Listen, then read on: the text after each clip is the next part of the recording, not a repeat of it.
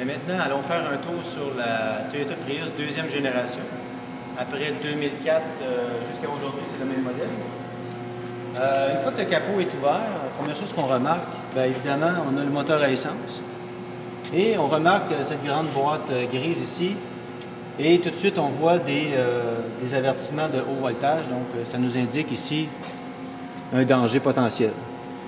On voit les câbles de couleur orange à l'arrière, l'arrivée du voltage de 201 volts de la batterie jusqu'au module de gestion ici, et d'autres câbles orange qui vont servir à alimenter les différents moteurs électriques ainsi que le compresseur de la climatisation. Le module ici que Toyota appelle Hybrid Synergy Drive comprend les systèmes de conversion d'électricité de DC à AC et l'inverse. Tout est situé ici. Le système conventionnel, donc le moteur à essence, fonctionne sur le 12 volts comme une voiture conventionnelle, ainsi que tous les accessoires autour. Donc, au niveau de la sécurité, les points critiques, on les a vus tantôt. Si on s'en va sur le côté du véhicule, bien évidemment, les câbles orange se dirigent en dessous du véhicule. C'est la Prius deuxième génération. Les câbles de haute tension partent d'ici en dessous, sont bien protégés par le plastique. Ça en vient ici. C'est deux câbles puisque c'est juste le voltage de la batterie, un positif et un négatif. On s'en vient ici comme ça. Et ici, on remonte jusqu'à l'intérieur. On continue jusqu'au coffre arrière pour aller voir les batteries.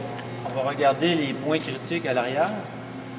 Nous avons enlevé certaines pièces de plastique qui sont très faciles à enlever. En arrière du siège arrière, on voit une grande boîte métallique. À remarquer évidemment les indications, des avertissements de haut voltage sur le dessus, sur le côté. C'est la batterie, 201 volts, donc en continu. C'est ici qui est le potentiel le plus élevé.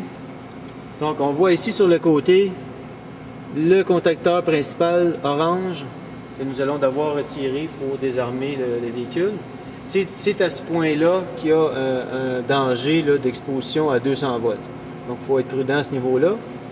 Le reste du système qu'on voit ici, c'est les conduits de plastique noir.